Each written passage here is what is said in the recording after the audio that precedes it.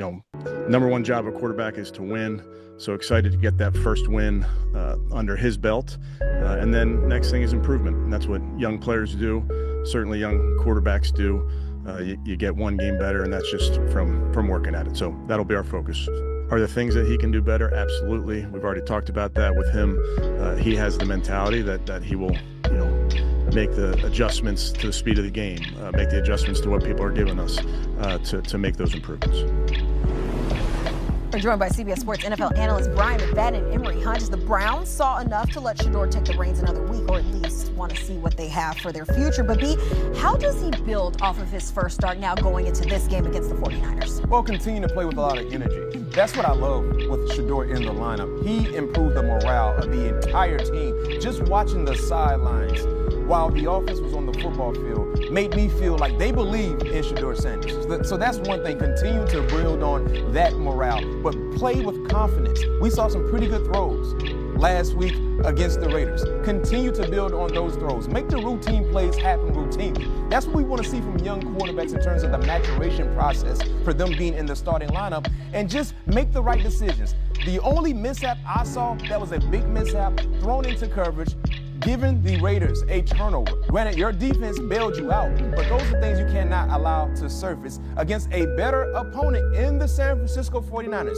You had a great matchup in the Raiders. They're spiraling in the wrong direction. San Francisco, they're fighting for their playoff lives right now, and they're a much talented team, especially on the offensive end. But for the first start, the most important thing he did, he won the ball game.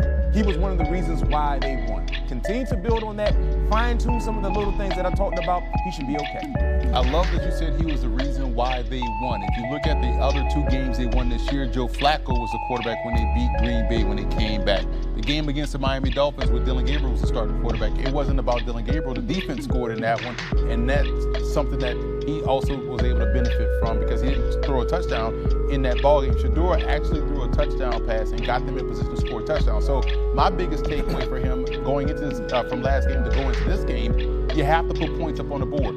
Points add up, especially against a very good team in San Francisco. And what we didn't see from the Raiders that I was shocked that we didn't see a lot of was blitzes coming from the defensive coordinator, Patrick Graham. So for San Francisco, Robert Saleh is going to make sure he sends pressure. Now, what we did see, the few times it did go with pressure, he made a quick decision to get out the pocket, and that's how he found Isaiah Bond deep down the field. That's how he found Jerry Jeudy. And if he's able to make the quick decision like that to where he's escaping toward the sideline, it helps him out. It doesn't help him go. It takes away his chances of dropping so far back and taking an unwanted sack. Sanders may be looking to do something we haven't seen done for the Browns in quite a bit of time, and that's string together some wins. But meanwhile, Bengals, they anticipate Joe Burrow to return to the field on Thanksgiving night. That's against the Ravens. If you guys recall, he was activated off IR on Monday as he returns from a turf toe injury in week 2 that required surgery. Burrow practiced last week but was ultimately held out of Sunday's loss to the Patriots. Zach Taylor talked about what he expects to see on Thursday. I anticipate him playing, but we'll continue to work through the week. I'm not going to declare that definitively. Work through the week, coming off an injury, he's done everything he could. He put himself in position to do his best to play yesterday. And we'll continue with that mindset, but he looks like he's in good shape right now to be ready to go. Well, I mean, he's a great player, obviously, and so it's exciting to have him back. I think our energy's been really good.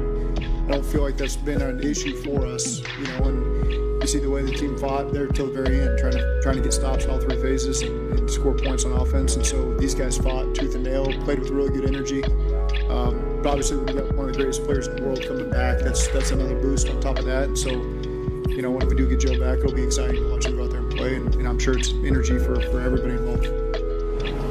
Good point. Energy for everyone involved when you have your signal caller in the fold. Cincinnati, though, still a 3-8 football team. They're facing off against a surging Ravens team. Burrow optimistically said everything is still there in front of them. So are you on board with him returning where we are right now when we look at this Bengals team, B? I am. If you're Zach Taylor, you're trying to keep your job as safe as possible, right? And Joe Burrow gives you a great chance in winning, even though Joe Flacco has done more than a serviceable job filling in for Joe Burrow. Joe Burrow can't make any tackles. Joe Burrow can't cover anyone. So will the defense improve?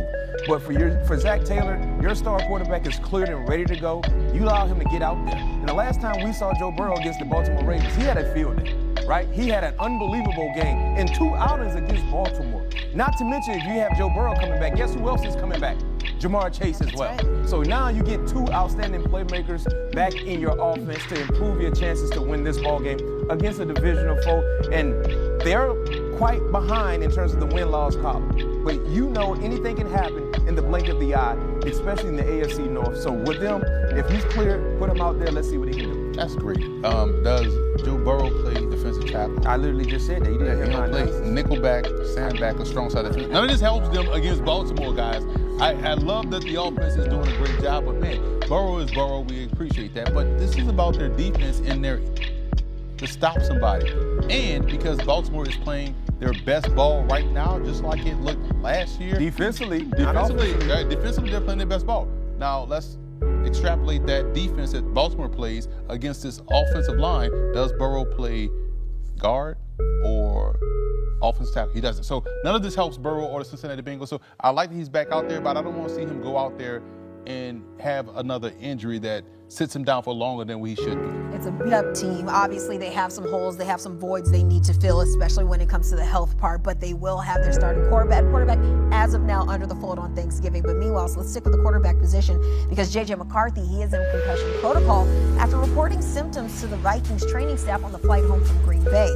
He struggled in the loss to the Packers, throwing for just 87 yards and 2 interceptions. If he is unable to go on Sunday against Seattle, undrafted rookie Matt Grosner will get the start. But guys, it's already been a rocky first year for McCarthy and just his 6 games this season. Emery, what do you think the future holds for last year's 10th overall pick? I think the future still can be there for him to have success in Minnesota. Unfortunately, what's going to happen, Brosmer's going to step into the ballgame and look a lot better, but there's context involved to him looking better than what J.J. McCarthy looks like. And it's because Brosmer is a 6-year college guy, played at New Hampshire, played last year at Minnesota, good quick delivery, footwork is everything that you want it to be. He has good velocity on his passes. So he'll throw the football. The operation will be a lot better and cleaner with this guy, despite him being an undrafted rookie. He looked good in the preseason. And with McCarthy, which you're banking on his ace in the hole, was his ability to be a winner and play winning football. But when you ask him to do different things off script, it gets ugly, it's sloppy. He's working from a deficit because he's coming back from injury. And he had to also try to win the job over in the minds of the fans and the media because of